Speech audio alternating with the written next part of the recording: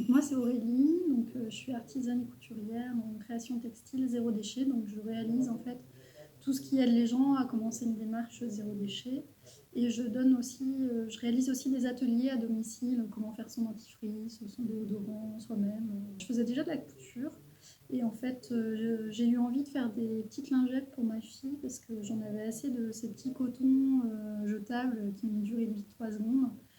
Qu'on utilise pour se démaquiller ou pour se laver, qui finissent à la poubelle. Et puis de fil en aiguille, on a essayé d'autres choses en fait, et on s'est vite rendu compte qu'en fait on jetait beaucoup d'emballage, de suremballage, et comment consommer autrement, c'est poser beaucoup de questions, et puis on en est mieux à faire nos yaourts nous-mêmes, à faire les goûters de nos enfants, à éviter les plastiques, assez naturellement en fait.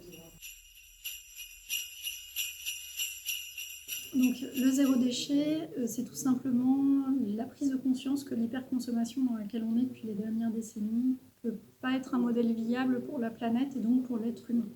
Il faut savoir qu'en moyenne, un Français jette 390 kg de déchets par an et ce n'est que la face visible de l'iceberg. En dessous, le gros de l'iceberg, ce sont vraiment les ressources qui sont nécessaires pour la fabrication de ces déchets et le traitement de ces déchets, recyclables ou non.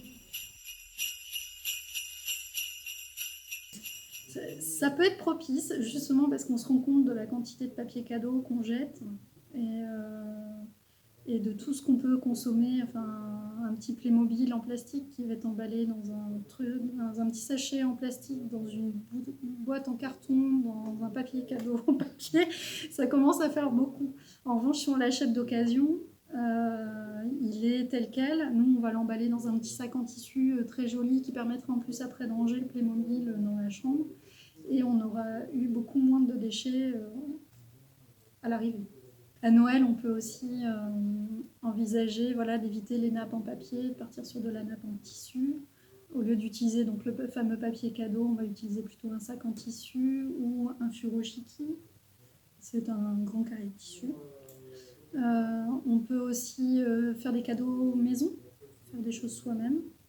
Des petites recettes en bocal qu'on offre par exemple quand on est invité quelque part. C'est extrêmement compliqué d'être zéro, on ne peut pas être zéro, par contre il faut savoir se déculpabiliser aussi et relâcher.